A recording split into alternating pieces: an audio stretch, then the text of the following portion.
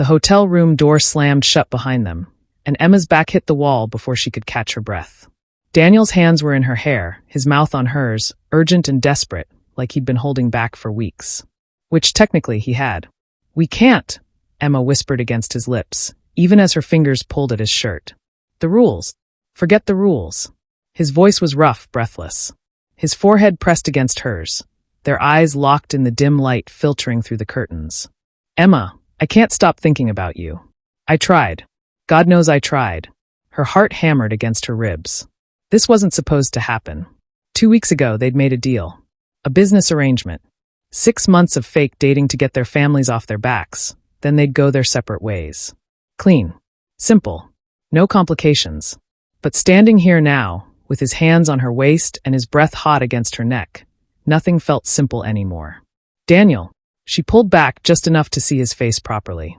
His dark eyes were intense, searching hers. "If we do this, everything changes." "Maybe I want things to change," he said softly. And then she was kissing him again, and all the reasons they shouldn't be doing this scattered like leaves in the wind. Welcome back to African Love Chronicles, your favorite place for stories soaked in passion and soul-deep romance. If you're new here, don't forget to like, subscribe, and drop a comment to tell us your favorite part of the story. Your support keeps these love tales flowing strong. Thanks for always supporting us. Now, grab your popcorn and let's dive in. Emma Roberts sat in her mother's living room in Lekki, Lagos, surrounded by the familiar scent of her mother's signature jollof rice and the less familiar feeling of being thoroughly ambushed. "His name is Chitty, and he's a doctor," her mother was saying, scrolling through photos on her phone with the enthusiasm of a woman on a mission. "Your Aunt Grace set this up. He's coming to dinner on Friday." "Mum, no." Emma set down her wine glass with more force than necessary. "I told you, I'm not interested in being set up right now." Her mother, Grace Roberts, gave her that look, the one that said she'd raised Emma better than to disappoint her. "You're 31 years old, Emma. You have a successful business, a beautiful flat in Ikoyi, everything except someone to share it with. What are you waiting for?" "I'm not waiting for anything. I'm living my life. Alone," her mother pointed out.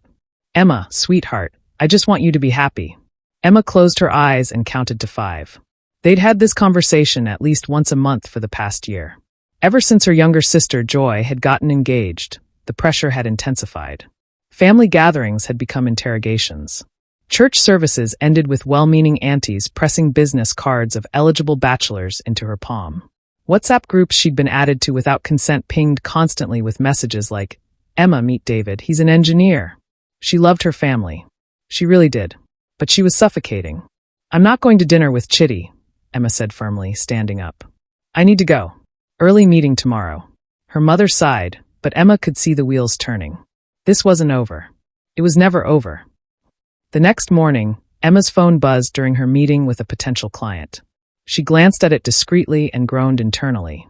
Her mother had started a group chat with Chitty, and apparently, they were meeting for dinner whether Emma liked it or not. "Everything okay?" Her business partner, Rachel, asked after their client left. "My mother is trying to marry me off again," Emma muttered, tossing her phone on the conference table. "I swear, Rachel, if I have to sit through one more awkward dinner with a man I have zero interest in, I'm going to lose it." Rachel laughed. "At least your family cares. My mom's given up on me entirely." Emma managed a smile, but inside she felt trapped. She'd worked so hard to build her marketing firm from the ground up. She'd sacrificed relationships, nights out, entire years of her 20s to make Roberts and Associates successful. And she had. They had major clients, a growing team, respect in the industry. But none of that mattered to her family. All they saw was an unmarried woman approaching her mid-30s. "You know what you need?" Rachel leaned back in her chair, a mischievous glint in her eye. "A fake boyfriend." Emma snorted. "Right.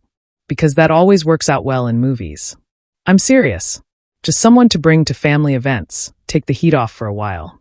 Then when the pressure dies down, you break up, and they'll be so relieved you're single again that they'll leave you alone for at least 6 months. That's the most ridiculous thing I've ever heard." But that night, alone in her apartment overlooking the Lagos Lagoon, Emma couldn't stop thinking about it. Daniel Cole was having the exact same conversation across town in his family's home in Victoria Island. "You're not getting any younger, Daniel," his father said, lowering his newspaper just enough to give his son a pointed look. Your sister just had her second child. Your brother's getting married in December. What are you doing? Building a business, Dad. You know, that thing you always said was important. His father harumphed. Success means nothing if you have no one to share it with. Your mother and I have been talking. Oh no. Daniel set down his coffee cup. When you and Mum start talking, I end up in situations I don't want to be in. There's a young woman, Sarah, from church. Beautiful girl, comes from a good family. We've arranged for you to meet her this Sunday after service. You arranged. Daniel stopped himself, took a breath. Dad, I'm 33 years old. I don't need you and Mum arranging dates for me. Apparently you do, since you've been single for 2 years now. Daniel stood abruptly. I'm leaving. We just want what's best for you, son, his father called after him.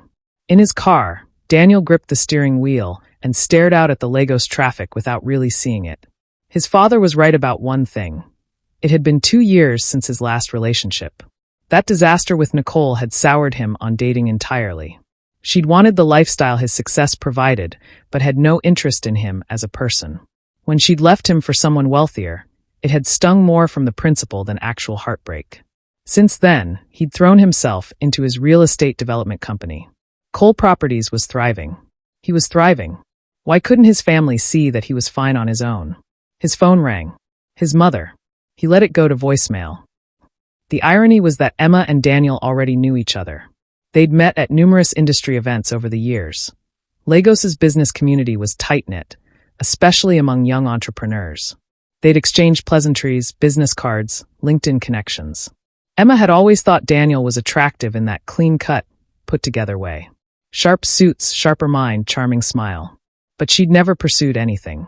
She'd heard through the grapevine about his bad breakup, and besides, she didn't mix business with pleasure. So when she spotted him at a networking event the following week, looking as frustrated as she felt, she almost didn't approach him. But then she overheard his conversation with a colleague. Another setup. I swear, if my mother introduces me to one more lovely young woman from church, I'm going to start lying and say I've joined the priesthood. Emma laughed before she could stop herself. Daniel turned, and recognition flashed across his face. Emma Roberts, right? Roberts and Associates. That's me. And you're Daniel Cole. Cole Properties. Guilty. He smiled, but it didn't quite reach his eyes. Sorry, you probably heard that. My family situation is complicated. Actually, Emma said, feeling bold, or possibly crazy, I think I might have a solution for both our problems. He raised an eyebrow. Both our problems? I couldn't help but notice we're in similar situations. Family pressure to settle down, constant setups, the works. You too. He looked genuinely surprised. Oh yes. This week alone, my mother added me to a WhatsApp group with a doctor named Chitty and tried to plan our wedding before we'd even met. Daniel laughed, a real laugh this time. That's actually impressive in its audacity. So here's my proposition. Emma took a deep breath. What if we fake dated each other? Just for 6 months. Long enough for our families to back off. Then we stage a clean breakup and enjoy the peace and quiet for a while. She watched his face carefully. He'd probably think she was insane. She was preparing her exit speech when he said, That's either the craziest or most brilliant thing I've heard all week. Is that a yes? He studied her for a long moment. What would the terms be? Emma felt a flutter of excitement mixed with nervousness. We'd need rules. Clear boundaries. Agreed. How about we discuss this somewhere more private? He gestured toward the hotel bar across the lobby. I'm buying. They sat in a corner booth, the low lighting and ambient noise providing enough privacy for their unusual negotiation. Emma pulled out her phone and opened a notes app. Okay, let's be logical about this. First, the timeline. 6 months. 6 months works, Daniel agreed. Long enough to be believable, short enough that we can claim we realized we weren't compatible. Second, public appearances. How often? Weekly at minimum. Family events as needed. We should probably meet for dinner at least twice a week, so we can keep our stories straight. Emma typed rapidly. Social media? Enough to be visible but not excessive. The occasional couple photo tagged locations. Right. Now for the important part. Emma looked up from her phone. Physical boundaries. Daniel's expression became more serious. What do you mean? Hand-holding in public, obviously. Maybe the occasional kiss on the cheek for family photos. But anything more than that. Should be off limits, Daniel finished. This is a business arrangement, not a real relationship. Exactly. Emma felt relieved he understood. So rule number 1, no sex. Agreed. Rule number 2, no real feelings. We're friends helping each other out, nothing more. Makes sense. And rule number 3, complete honesty with each other. If someone's uncomfortable or wants out, we communicate immediately. Daniel extended his hand across the table. Deal. Emma shook it, his palm warm and firm against hers. Deal. What neither of them said out loud was rule number 4, the unspoken one. Don't fall in love. They staged their first meeting the following Sunday. Emma's mother had insisted she come to lunch, and Emma had mentioned, casually, as if it had just slipped out, that she might bring someone. The look on her mother's face when Emma walked in with Daniel Cole was priceless. Mum, this is Daniel. Daniel, my mother, Grace Roberts. Daniel turned on the charm, shaking her mother's hand with a warm smile. Mrs. Roberts, it's wonderful to meet you. Emma's told me so much about you. Emma had to bite back a smile. They'd rehearsed this. Daniel was good. Her mother recovered quickly from her shock. Daniel Cole? The Daniel Cole from Cole Properties. Yes, ma'am. Well, her mother actually giggled. Emma had never heard her mother giggle. This is a lovely surprise. Come in, come in. Emma, why didn't you tell me you were seeing someone? It's still new, Mum. We didn't want to make a big deal out of it. Throughout lunch, Daniel played his part perfectly. He asked about her family, laughed at her father's jokes, complimented her mother's cooking. He held Emma's hand under the table, a detail her mother definitely noticed, and spoke about Emma with just the right mix of affection and respect. By the end of the meal, Emma's mother was practically planning their wedding. In Daniel's car afterward, Emma let out a long breath. That was exhausting, but effective. Daniel grinned. Did you see your mother's face? She's thrilled. Too thrilled. She's going to be impossible now. At least she won't be trying to set you up with random doctors anymore. Emma had to concede that point. Your turn next week? Your family? Friday dinner. Are you free? I'll make myself free. As Daniel drove her back to her apartment, Emma realized she actually enjoyed his company. He was easy to talk to, funny, intelligent. This arrangement might actually work. What she didn't realize was how quickly arrangement would start to feel like something else entirely. Daniel's family dinner was a bigger affair than Emma had anticipated. Not just his parents, but his siblings, their spouses, his grandparents, various aunts and uncles. The Cole family home in Victoria Island was sprawling and elegant, filled with the noise of multiple conversations and the scent of his mother's famous pepper soup. Emma felt Daniel's hand on the small of her back as he guided her through introductions. It was a possessive gesture, one meant for show, but it sent an unexpected shiver through her. And this, Daniel said, stopping in front of an elegant older woman, is my mother, Patricia Cole. Mrs. Cole, Emma said warmly. Thank you so much for having me. Patricia's eyes swept over Emma with an assessing gaze that felt like it could see straight through their charade. Then she smiled. Emma Roberts. I've heard good things about your firm. Daniel's been quite secretive about you. We wanted to make sure it was serious before we started introducing each other to family, Daniel said smoothly, his hand still on Emma's back. And is it serious? Emma felt Daniel's fingers press slightly into her waist. She looked up at him, and the expression on his face, tender, affectionate, looked so real that for a moment she forgot they were acting. Very serious, he said, looking at his mother but somehow speaking to Emma. Throughout dinner, Emma found herself genuinely enjoying the chaos of the Cole family. Daniel's younger sister, Michelle, was funny and warm. His brother, Chris, was quieter but kind. His father was gruff but had a soft spot for his grandchildren, who ran around the table shrieking with laughter. This was what she'd missed growing up as an only child until her teens when Joy was born. This noise, this energy, this sense of belonging to something bigger than yourself. Daniel's hand found hers under the table again. She squeezed it without thinking, and when she glanced at him, he was watching her with an expression she couldn't quite read. After dinner, they escaped to the balcony for some air. The Lagos night was humid but comfortable, the city lights sprawling below them. Your family is wonderful, Emma said honestly. They're a lot, Daniel admitted, but I love them. Mine's smaller. Just my parents and my sister, Joy.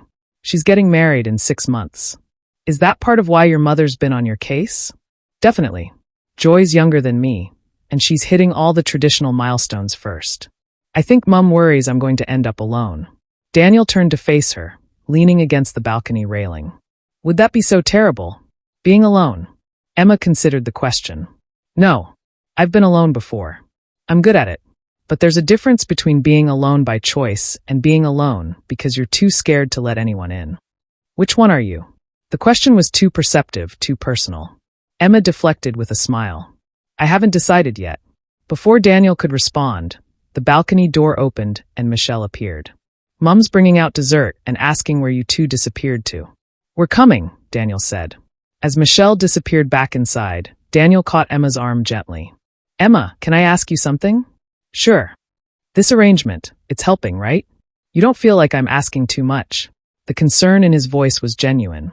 Emma realized that despite the fake nature of their relationship, Daniel actually cared about her comfort. It was surprisingly touching. It's helping, she assured him.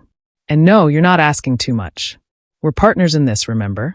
Partners, he repeated, but something in his tone made it sound like a question. They went back inside, and Emma tried to ignore the way her hand felt cold without his holding it. The breaking of rule number 1 happened almost by accident. It was a Wednesday evening, nearly 2 weeks into their arrangement. They'd met for dinner at a restaurant in Lecky to discuss an upcoming family wedding Emma needed a date for. The restaurant was dimly lit, romantic in a way that would have felt cliché if Emma had been on a real date. But this wasn't a real date, she reminded herself. This was business. So Saturday 2 p.m., Emma was saying, checking her calendar on her phone. It's my cousin's wedding. Big affair, lots of family. Perfect opportunity for us to be seen together. I'm in, Daniel said. What's the dress code? Traditional attire for the ceremony, then formal for the reception. Do you have? I have several Adbatas, yes. Daniel grinned. Perks of having a mother who insists on cultural pride. Emma laughed. She'd been doing that a lot lately, laughing with Daniel. He was funnier than she'd expected, and attentive in a way that made her feel seen. Even though it was an act, it felt nice. Their waiter appeared with the wine Daniel had ordered. As he poured, Emma's phone rang. Her mother. She let it ring out. You're not going to answer? Daniel asked. If I answer, she'll want to know where I am and who I'm with, and then she'll insist we come over for dessert, and… Emma trailed off at Daniel's amused expression. What? Nothing. It's just cute how much you avoid her when it's obvious you love her. I do love her. I just love her more when she's not trying to control my life. Her phone rang again. This time it was Joy. Emma frowned and answered. Joy, what's wrong? Nothing's wrong. I just wanted to tell you that Mum showed me photos of you and Daniel from Sunday lunch. Emma, he's gorgeous. Why didn't you tell me you were seeing someone? Emma felt Daniel's eyes on her. She put the phone on speaker so he could hear. It's new. We wanted to keep it quiet for a bit. Well, I'm so happy for you. And I wanted to ask, can he come to my wedding? I want to meet him properly, and I'm adjusting the seating chart anyway. Emma looked at Daniel, who nodded. He'd love to come. Thanks, Joy. Okay, I'm at the bridal shop now, but I'll call you later. Love you. After hanging up, Emma found Daniel watching her with a soft expression. Your sister sounds nice, he said. She is. She's one of those genuinely good people who makes you want to be better. Like you. The words hung between them, too sincere for their fake relationship. Emma felt her cheeks warm. I'm not. You are, Daniel insisted. Emma, you're brilliant at what you do. You're kind to people even when you don't have to be. And you're sitting here having fake dinners with me to help both of us out of uncomfortable family situations. That's good. Emma didn't know what to say. In the candlelight, Daniel's face was all sharp angles and soft shadows. When had she started noticing the exact shade of brown his eyes were? When had she started cataloging the way his smile started on one side of his mouth before spreading? Daniel. I know, he said quietly. I know this is fake. But sitting here with you right now feels more real than anything has in a long time. Emma's heart was racing. This wasn't part of the plan. They had rules. Boundaries. But boundaries felt very far away when he was looking at her like that. We should probably go, she whispered. Probably. Neither of them moved. Daniel reached across the table, his fingers finding hers. Emma, I need to be honest with you about something. What? I think I'm breaking rule number 2. Her breath caught. Daniel, we can't. I know. I'm not saying we should. I'm just saying. I needed you to know. They left the restaurant in silence, the air between them charged with things they couldn't say. Daniel drove her home, and when he pulled up outside her building, Emma knew she should just get out of the car. Thank him for dinner. Confirm the details for Saturday's wedding. Instead, she turned to him and said, "Do you want to come up for coffee?" "Emma, just coffee. We should probably talk about this." Talking is a good idea. But when they got to her apartment, when the door closed behind them and they were alone in the intimate space of her living room, talking was the last thing on Emma's mind. "Daniel," she said, turning to face him, "I think I'm breaking rule number 2 as well." The air between them seemed to crackle. Daniel took a step toward her, then another, until they were close enough that she could feel the heat radiating from his body. "We have rule number 1, he said softly. "No sex. We can't break that." "We can't," Emma agreed, but she didn't step back. "We'd be complicating everything." Everything. "Emma." Her name was a plea and a question. She answered by kissing him. The world tilted. Daniel's arms came around her, pulling her close as he kissed her back with an intensity that stole her breath. This wasn't a fake kiss for show. This was real, urgent and desperate and inevitable. They stumbled toward her bedroom, shedding clothes between kisses, breaking apart only long enough to breathe before crashing back together. Emma's hands mapped the planes of his chest, his back, memorizing the feel of him. Daniel's mouth traced a path down her neck, across her collarbone, and every touch set her skin on fire. When they finally came together, Emma's last coherent thought was that they'd just broken their most important rule, and she didn't care at all. Afterward, they lay tangled in her sheets, the Lagos night air drifting through her open window. Emma's head rested on Daniel's chest, his heartbeat steady beneath her ear. "So," Daniel said eventually, his voice low and rough, "that happened." "That happened," Emma agreed. "We broke rule number 1. Completely shattered it." A pause. Then, "Do you regret it?" Emma lifted her head to look at him. In the dim light from the street below, his face was unguarded, vulnerable in a way she'd never seen before. "No," she said honestly. "Do you?" "Not even a little bit." They were in dangerous territory now. Emma knew it, felt it in her bones. But she couldn't bring herself to care about the rules anymore. Not when Daniel was looking at her like she was the only person in the world. "Where does this leave us?" she whispered. Daniel's hand traced lazy patterns on her bare shoulder. "I don't know. We still have 4.5 months on our arrangement." "We do. And our families are happy. Very happy. So maybe," he paused, choosing his words carefully, "maybe we don't change anything publicly. But privately." "Privately?" Emma prompted, her heart racing. "Privately, we admit that this is becoming more than fake." It was terrifying and exhilarating all at once. Emma nodded against his chest. Okay. Yeah. But Daniel? I'm scared." His arms tightened around her. "Me too. But maybe scared isn't so bad if we're scared together." They fell asleep like that, wrapped around each other, and for the first time in years, Emma didn't feel like she was facing the world alone. The next few days were a strange dance of public performance and private reality. At Saturday's wedding, Emma and Daniel played the perfect couple, dancing together, laughing at inside jokes, feeding each other cake. To everyone watching, they were clearly smitten. What no one knew was that none of it was an act anymore. That night, at Emma's apartment, they broke rule number 1 again. And again. Each time felt like peeling back another layer, discovering something new about each other. Daniel was surprisingly gentle, attentive in ways that made Emma's chest ache. And she found herself opening up to him, sharing parts of herself she usually kept locked away. "Tell me something nobody knows about you," Daniel said one evening, both of them sprawled on Emma's couch after another fake date dinner. Emma thought about it. "I'm terrified of failure. Not just normal worried about failing terrified. Like wake up in the middle of the night in cold sweat terrified." "Is that why you work so hard?" "Partly. But also because if I stop moving, if I stop achieving, I'm scared I'll realize I've built this whole impressive life, but I'm completely empty inside." The confession hung in the air. Emma immediately wished she could take it back. It was too honest, too raw. But Daniel just pulled her closer. "You're not empty, Emma. You're one of the fullest people I've ever met." "What about you?" she asked, needing to shift focus. "Tell me something nobody knows." Daniel was quiet for so long she thought he wouldn't answer. Finally, "I think part of why my last relationship failed was because I was relieved. Nicole leaving me meant I didn't have to admit that I was with someone I didn't really love.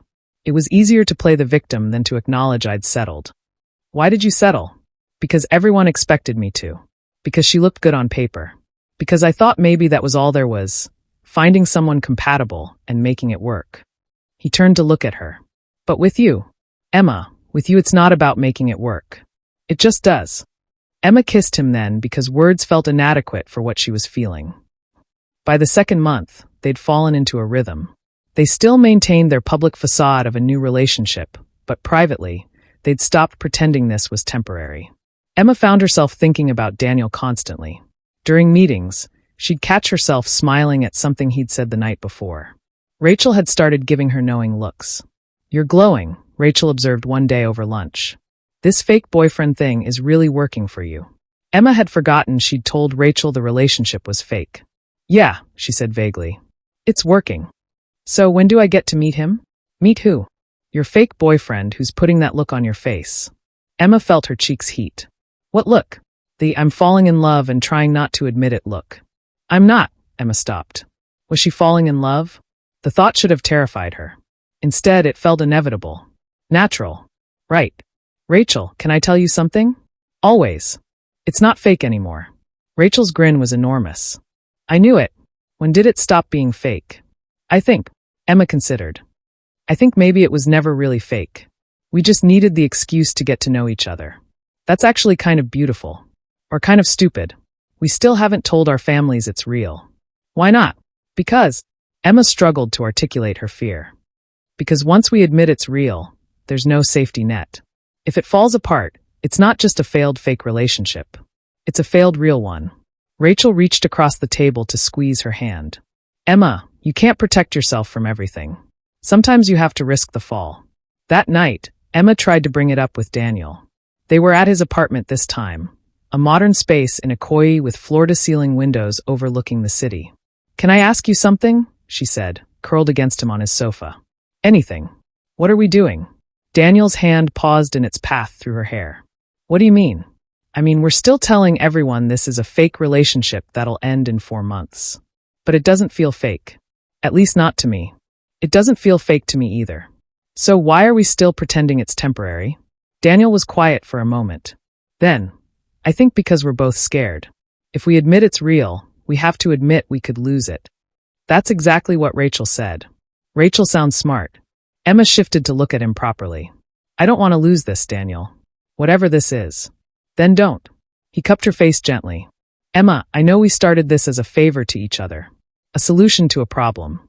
But somewhere along the way, you became the best part of my day. I don't want this to end in 4 months. I don't want it to end at all. So what do? We keep going. We tell our families when we're ready. And we stop setting an expiration date on something that feels this right." Emma kissed him, soft and sweet, and felt something in her chest unlock. This was real. They were real. And terrifying as it was, she was ready to stop running from it. But life has a way of complicating even the best-laid plans. The next week, Emma's mother called with news. A family friend wanted to introduce Emma to her son. "I know you're seeing Daniel," her mother said, "but you're not engaged yet, and it wouldn't hurt to keep your options open." "Mum, that's insane. I'm not going to date other people while I'm with Daniel." "Darling, you've only been together 2 months. You barely know him." The words stung more than they should have. Because technically, her mother was right.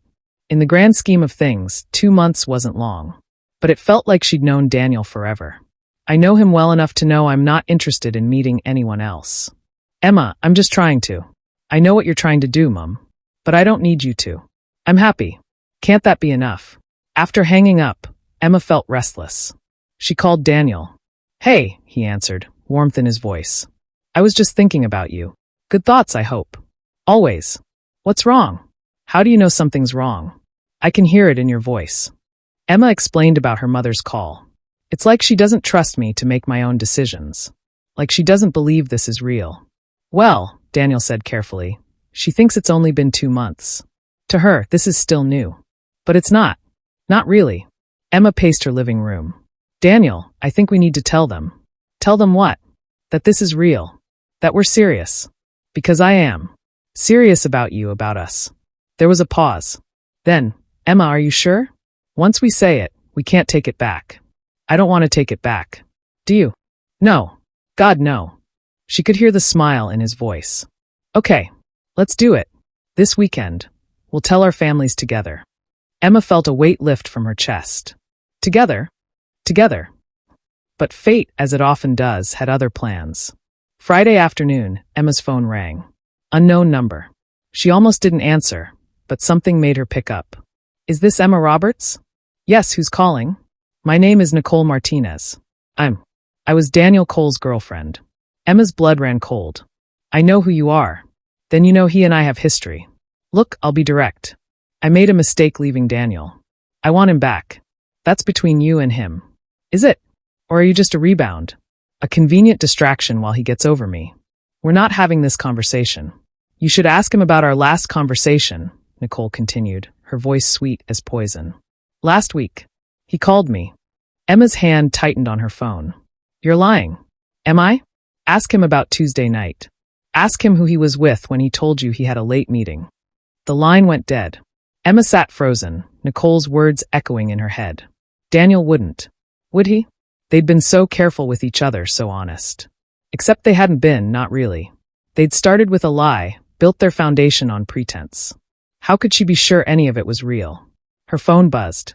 Daniel. Asterisk can't wait to see you tonight. Love you, asterisk. The love you was new. He'd never said it before, not even in person. And now, looking at it, Emma didn't know if she could trust it. She needed answers. Emma showed up at Daniel's office unannounced. His assistant tried to stop her, but Emma walked past, pushing open his office door without knocking. Daniel looked up from his desk, surprise and pleasure crossing his face. Emma, this is a nice surprise. I thought we were meeting later. Did you call Nicole last week? The pleasure drained from his expression. What? Tuesday night. You said you had a late meeting. Did you call Nicole? Daniel stood slowly. Emma, what's going on? Just answer the question. Yes. The single word hit Emma like a physical blow. But not the way you're thinking. How am I thinking, Daniel? Because from where I'm standing, it looks like you've been talking to your ex behind my back while telling me this is real. It is real. Emma, please let me explain. Then explain. Daniel ran a hand through his hair, frustration and something like fear in his eyes. Nicole's been calling me for weeks. I've been ignoring her. But on Tuesday, she showed up at my office. She wanted to talk, and I thought if I heard her out, she'd leave me alone. I told her I'd moved on, that I was with someone I cared about, that I wasn't interested in revisiting the past. Emma wanted to believe him. God, she wanted to believe him. Why didn't you tell me? Because it didn't matter. She's nothing to me, Emma. You're everything. Am I? Or am I just part of this elaborate fake relationship that got out of hand? Daniel flinched like she'd slapped him. You don't mean that. Don't I? Daniel, we built this whole thing on a lie. How do I know any of it's real? Because I'm standing here telling you it is. His voice rose, desperation creeping in. Emma, I love you. That's real. Everything between us is real. The words she'd wanted to hear now felt hollow. You can't just say that and expect everything to be okay. Then what do you want from me? I want to be able to trust you. You can trust me. Daniel moved around his desk toward her, but Emma stepped back. The hurt on his face was immediate and visceral. Emma, please. Don't shut me out. I need time to think. Emma, I'll call you. She turned toward the door. Wait. Daniel's voice stopped her. Are you ending this? Emma couldn't look at him. If she looked at him, she'd crumble. I don't know. I just need space. She left before he could respond, and if she heard him call her name as she walked away, she pretended she didn't. Emma spent the weekend ignoring Daniel's calls and texts. She told her mother she was sick to get out of a family dinner. She avoided Rachel's concerned questions. She sat alone in her apartment and tried to figure out how everything had gone so wrong so fast. The rational part of her brain knew she was overreacting. Daniel had been honest when she'd asked. Nicole showing up wasn't his fault. But the scared part of her brain, the part that had been waiting for this to fall apart, was screaming that she'd been right all along. She couldn't trust this. Couldn't trust him. Couldn't trust her own feelings. On Sunday evening, there was a knock at her door. She checked the peephole, expecting Daniel. Instead, it was Rachel. Let me in, Emma. I'm fine. You're not fine. Open the door, or I'm calling your mother and telling her you need a welfare check. Emma opened the door. Rachel swept in, took one look at Emma's tear-stained face, and pulled her into a hug. Okay, tell me everything. So Emma did. She explained about Nicole's call, about the confrontation with Daniel, about how scared she was that none of it had been real. Rachel listened without interrupting. When Emma finished, she said, "Can I be honest with you? Please. You're self-sabotaging." "I'm not. You are. Emma, you've spent the last 2 years building walls around yourself. Your business, your independence, your carefully controlled life. And then Daniel came along and got past all of it without even trying. That terrifies you. He lied to me. He didn't lie. He had a conversation with his ex and didn't immediately report it to you. That's not the same thing. He should have told me. Why? So you could have this exact meltdown 2 weeks ago instead of now." Rachel's tone was gentle but firm. "Emma, at some point you have to decide if you're going to let fear run your life or if you're going to take a risk on something real. What if it falls apart?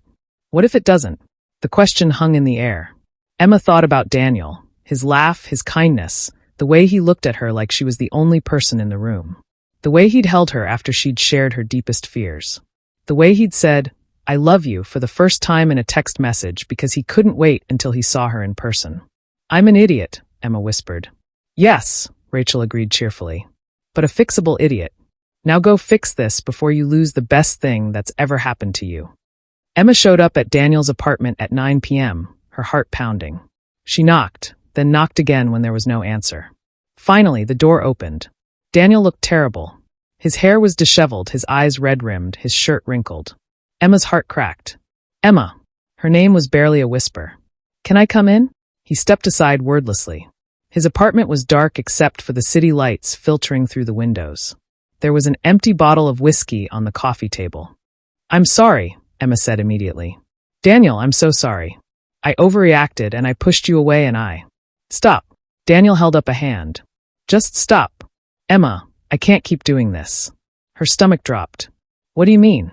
"This thing where we're together, but you're always waiting for me to hurt you. Where you run the second things get hard." He looked at her, and the pain in his eyes was unbearable. "I love you. I'm in love with you. But I can't be with someone who doesn't trust me. I do trust you. You don't. And maybe that's my fault for how we started this. Maybe asking you to fake a relationship was the worst thing I could have done because now you think everything between us is an act. I don't think that. Don't you?" "Emma," the second Nicole called, "you believed the worst about me. You didn't give me a chance to explain. You just assumed I was lying to you." He was right. Emma knew he was right. "I was scared. I'm scared too. Do you think I'm not terrified of this?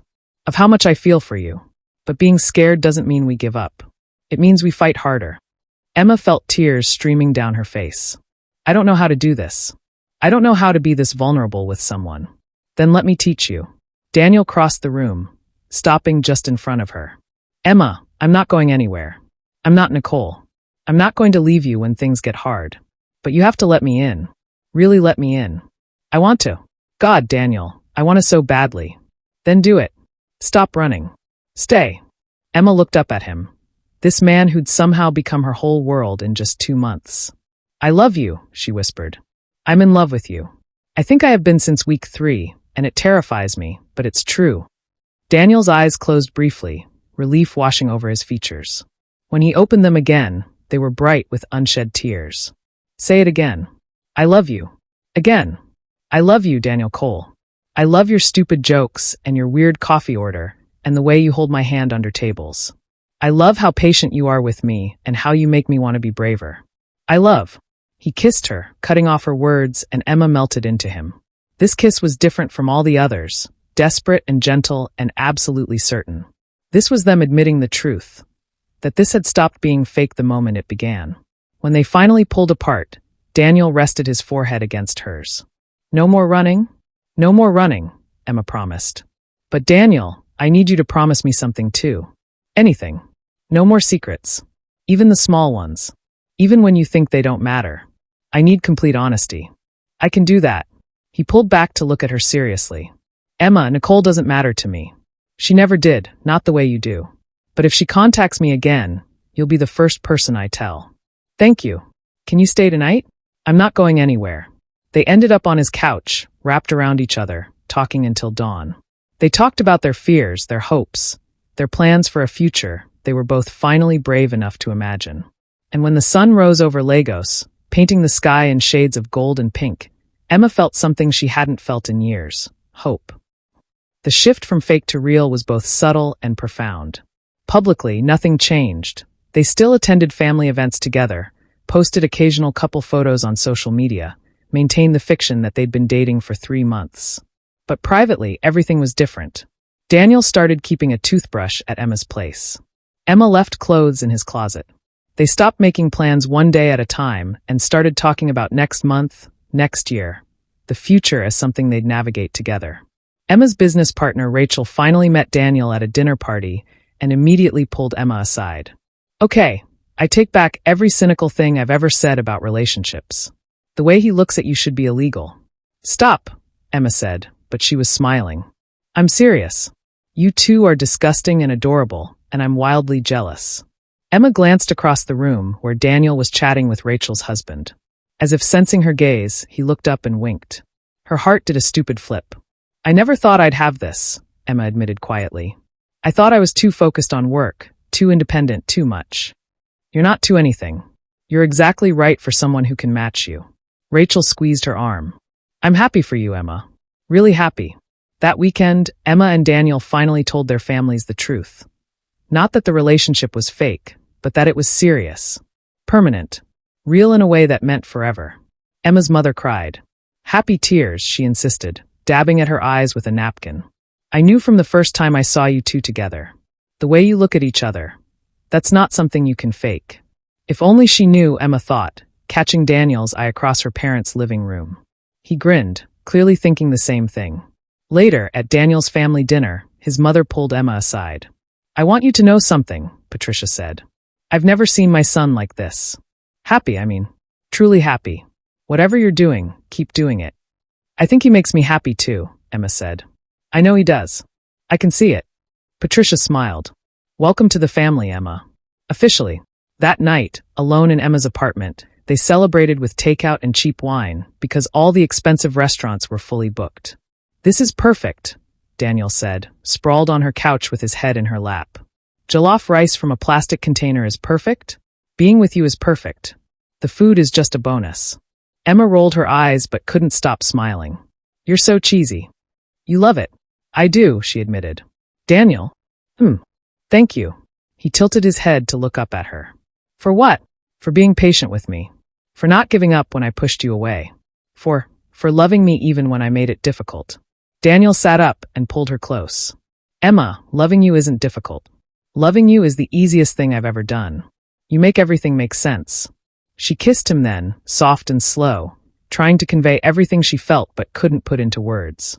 When they finally pulled apart, Daniel's eyes were dark with desire. "Bedroom?" he murmured against her lips. "Bedroom," she agreed.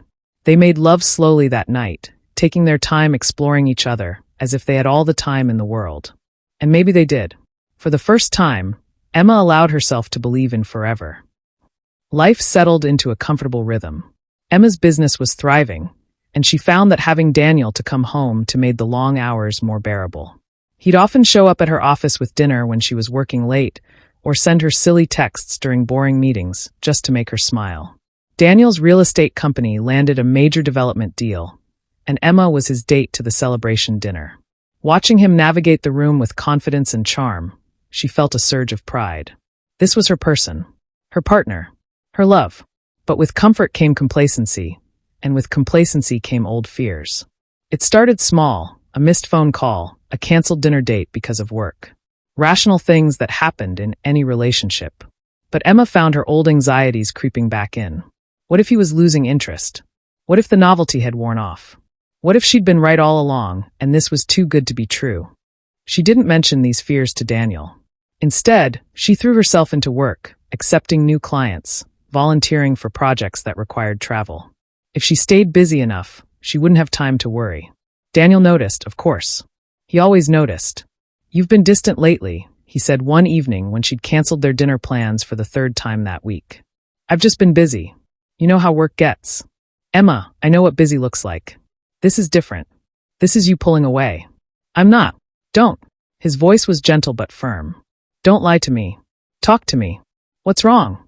Emma felt her carefully constructed walls crumbling. What if this doesn't last? What if we're in this honeymoon phase and once reality sets in, you realize I'm not what you want? What if? Stop. Daniel crossed the room and took her hands. Emma, look at me. We're 4 months in. We're past the honeymoon phase. This is reality. And I'm not going anywhere. How can you be sure? Because I choose you. Every single day, I choose you. And I'm going to keep choosing you tomorrow and the next day and the day after that. He cupped her face gently. When are you going to believe that you're worth staying for? The question broke something open in Emma's chest. Tears spilled down her cheeks before she could stop them. I'm trying, she whispered. I'm trying to believe it. Then let me help you. Let me prove it to you every day until you do.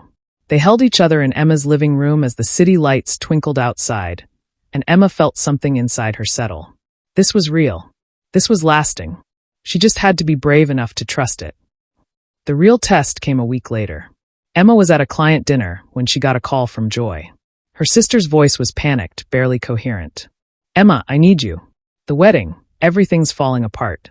The venue double booked, the caterer canceled, and I can't breathe. Joy, slow down. Where are you? At Mum's. Emma, I can't do this. I can't. I'm coming. Stay there. I'll be there in 20 minutes. Emma made her excuses to her client and called Daniel on her way to the car.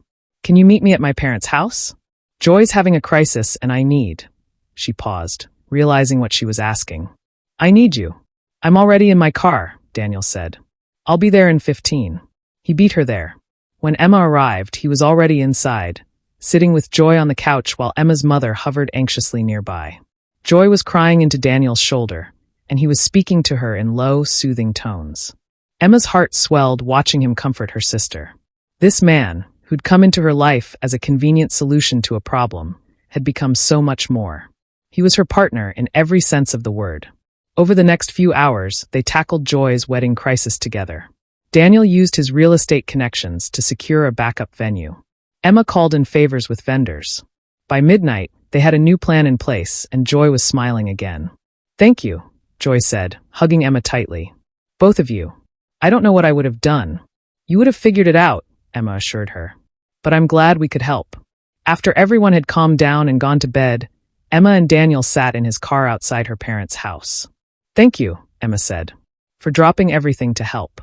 That's what family does, Daniel said simply. Is that what we are? Family. He turned to look at her, his expression serious. Emma, I want to marry you someday. I want to build a life with you. I want kids and holidays and growing old together. If that's not family, I don't know what is. Emma's breath caught. You want to marry me? Someday. When you're ready. There's no rush. He took her hand.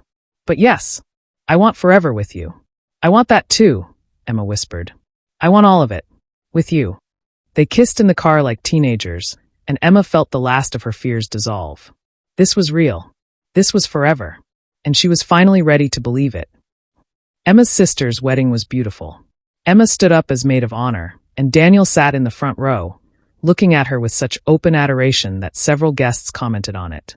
At the reception, Emma caught the bouquet, purely by accident when it hit her in the face. The room erupted in laughter and cheers, and Daniel just shook his head, grinning. That's one way to catch it, he said when she returned to their table. I wasn't even trying. Sure you weren't. He pulled her onto the dance floor. Come on, Mrs. Future Cole. Emma's heart skipped. Is that what I'm going to be? If you'll have me. I'll think about it, she teased, but her smile gave her away. They danced surrounded by Emma's family, and for the first time, Emma didn't feel the pressure to be anything other than herself. She was happy. She was loved. She was exactly where she was supposed to be.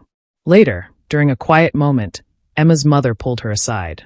You look beautiful today, sweetheart. Thanks, Mum. But more than that, you look happy. Truly happy. Her mother's eyes were misty. I'm sorry if I pushed too hard before. I just wanted this for you. This joy. This partnership. Emma hugged her mother tightly. I know, Mum. And I'm sorry for being so resistant. You were right. I just needed to find the right person. And you did. I really did. That night, alone with Daniel in his apartment, Emma couldn't stop smiling. What are you thinking about? Daniel asked, pulling her close in bed. How lucky I am. How crazy it is that a fake relationship turned into the realest thing in my life. I don't think it was ever fake, Daniel said thoughtfully. I think we just needed the excuse to take the risk. Maybe. Emma traced patterns on his chest. Daniel?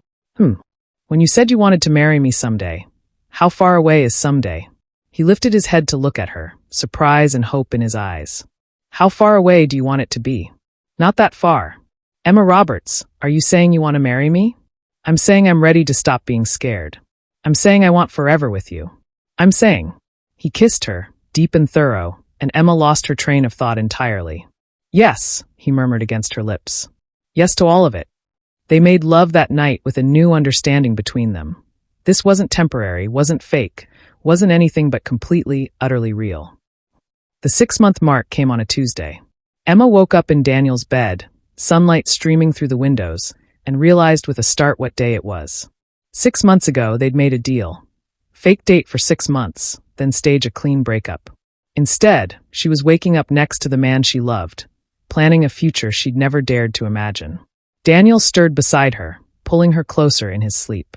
Emma watched him, memorizing the planes of his face, the way his hair fell across his forehead, the small scar on his chin from a childhood accident. You're staring, he mumbled without opening his eyes. How did you know? I can feel it. He opened one eye. What's wrong? Nothing's wrong. I just realized what day it is. Both eyes open now. 6 months. 6 months. They lay there for a moment, the weight of it settling between them. We were supposed to break up today, Emma said. Terrible plan, really. Who thought of that? Emma laughed. 2 very stupid people who thought they could fake being in love without actually falling in love. The hubris, Daniel agreed solemnly. Then his expression turned serious. Emma, I need to tell you something. Her heart skipped. What? I've been carrying this around for 2 weeks, waiting for the right moment. He reached into his nightstand drawer and pulled out a small velvet box. Emma's breath stopped. Before you panic, Daniel said quickly, I'm not proposing. Not yet. But I wanted you to know that I'm serious about this. About us. About forever. He opened the box to reveal a simple, elegant diamond ring. This is a promise. That when you're ready, when we're both ready, I'm going to ask you properly. With a plan and a speech, and probably me stumbling over my words, because you make me nervous in the best way. Tears streamed down Emma's face. Daniel, so what do you say? Will you accept my promise to someday propose? Emma launched herself at him, laughing and crying at the same time. Yes. Yes, you ridiculous, wonderful man. Yes to all of it. They stayed in bed for hours, talking about their future. Where they'd live, probably Emma's apartment since it was bigger. Whether they'd have a traditional wedding or something small. How many kids they wanted. Daniel said 3, Emma said 2. They compromised on seeing what happened. What they'd name them. What kind of parents they'd be. It was all hypothetical, all dreams and maybes. But it felt real in a way nothing else ever had. That evening, they invited both their families to dinner at a nice restaurant in Victoria Island. Emma's parents, Joy and her new husband, Daniel's parents and siblings, everyone who'd witnessed their relationship from the beginning. We have an announcement, Daniel said once everyone was seated and drinks had been poured. Emma's mother clasped her hands together, practically vibrating with excitement. Are you engaged? Not yet, Emma said, laughing. But soon. What we wanted to tell you is, this thing between us, this relationship you've all been supporting and celebrating. It started as a favor, Daniel continued. 6 months ago, Emma and I made a deal. We were both tired of being set up, tired of family pressure. So we decided to fake date each other. The table fell silent. Emma's mother's smile froze. Daniel's father's eyebrows shot up. You what? Patricia Cole said. We faked it, Emma confirmed. For about 2 weeks. And then somewhere along the way, it stopped being fake and became the realest thing in either of our lives. So you lied to us, Emma's father said, his voice careful. We did, Daniel admitted. And we're sorry for that. But what we're not sorry for is finding each other. Even if we found each other in an unconventional way. There was a long moment of silence. Then Joy started laughing. That's actually kind of brilliant. Joy. Emma's mother looked scandalized. Mum, come on. It's romantic. They pretended to be in love, and then actually fell in love. It's like a movie. It is not like a movie, it's like a lie. Mrs. Roberts, Daniel interrupted gently. I understand you're upset. But I want you to know that everything I feel for your daughter is real. I love her. I want to spend my life with her. That's not fake, and it never will be. Emma's mother looked at her daughter. Is this true? You really love him. More than anything, Emma said. Mum, I know we started this wrong. But sometimes the right thing comes from the wrong beginning. Daniel is my person. He's my partner. And yes, someday soon, he's going to be my husband. Her mother's expression softened. You really love him? I really do. Well then. Emma's mother picked up her wine glass. I suppose all that matters is that you're happy. I am. The happiest I've ever been.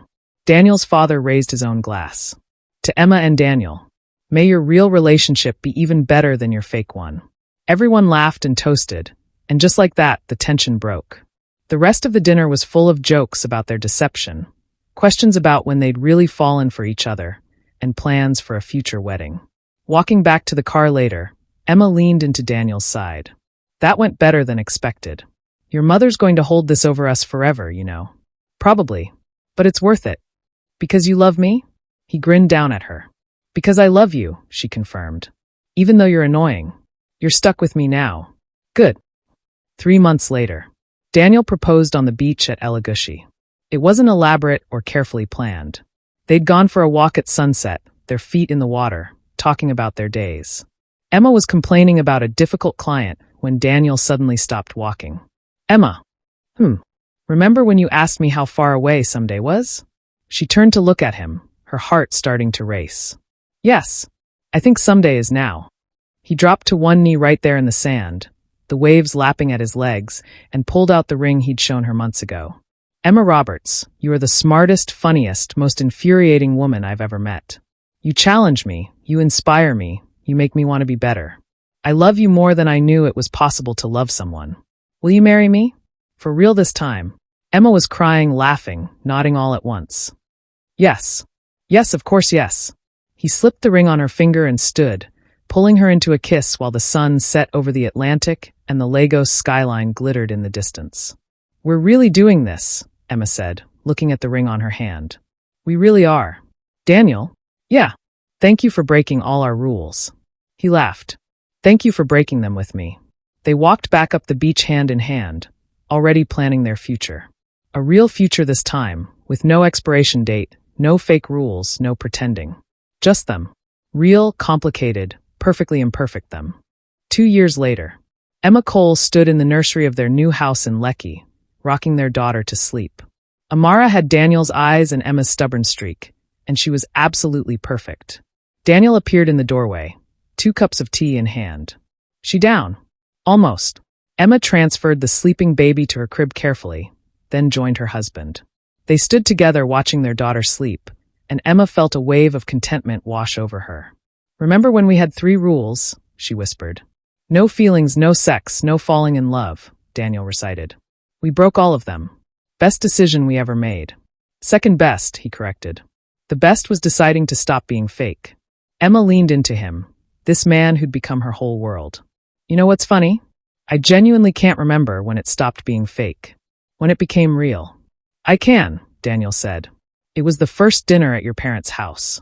You smiled at something your father said, and I thought, I want to make her smile like that every day for the rest of my life. That's when I knew. You never told me that. I'm telling you now.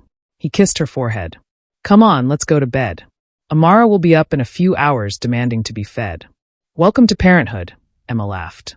In their bedroom, curled up together under the ceiling fan, Emma thought about how far they'd come. From a business arrangement to a marriage. From pretending to be in love to actually building a life together. Daniel, she whispered in the dark. If you could go back and do it differently, start real instead of fake, would you? He was quiet for a moment, then said, no, because being fake gave us permission to be brave. It let us get to know each other without the pressure of expectations. And when it became real, we got to choose it. Every single day, we chose each other. We still do, Emma said.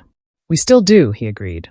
And as Emma drifted off to sleep in her husband's arms, she thought about 2 scared people who'd made a deal 6 months at a time, never imagining they'd end up here. Never imagining that fate could become so completely, wonderfully real. They'd had 3 rules, no feelings. No sex. No falling in love. They'd broken all 3 before month 2. And in breaking them, they'd found everything. The end. If you enjoyed this story, let me know what you loved most about Emma and Daniel's journey.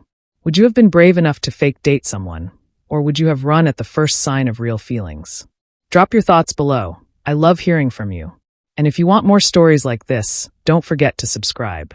Your girl's got plenty more romantic chaos coming your way. Until next time, remember, sometimes the best love stories start with a lie that becomes the truest thing you've ever known. Thanks for watching. Kisses.